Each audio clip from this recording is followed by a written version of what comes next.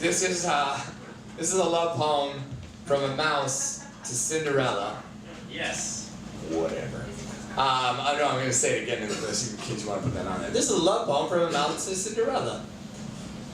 If anyone were to write this story about this fantastic night, made ordinary only by its subject's beauty, I'm certain that he could never convey the way she always wears her mags. I'm going to start over. I'm sorry. I fucked that up already.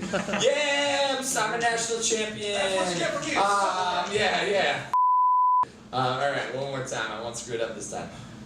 If anyone were to write a story about this fantastic night, made ordinary only by its subject's beauty, I am certain that he could never convey the way she always wears her rags with majesty.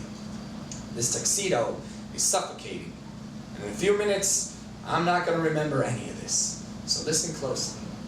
The whole evening has a surreal sort of feel to it, and I'm almost a timepiece, watching the clock, waiting for that ominous strike that will turn me into an idiot in the middle of the night, and you can tell that she smells the hint of kerosene on her corset as a reminder that we're somewhere we don't belong.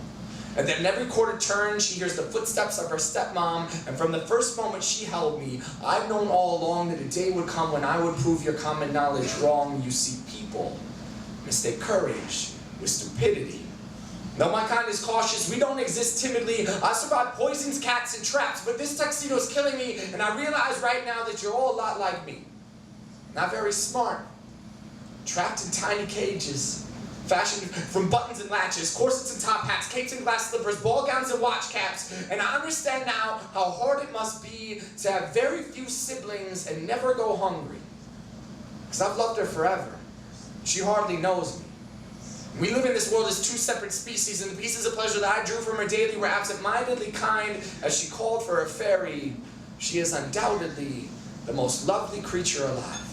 Even more so, covered in carbon, like a charcoal portrait of perfection. And every night since I was born, I've prayed in tiny squeaks to any God who's small enough to hear that one day I could speak, just so I could tell him that on hungry winter nights, the taste of just her fingertips made everything all right.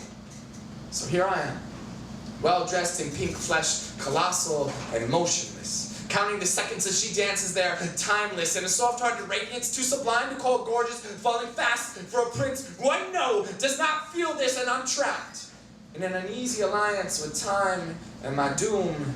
So I bide my silence, because in a few minutes, she's gonna hobble out of here like only a princess could, and I will be there, waiting to tax my rented humanity for only long enough to tell her I love her before the clock strikes 12.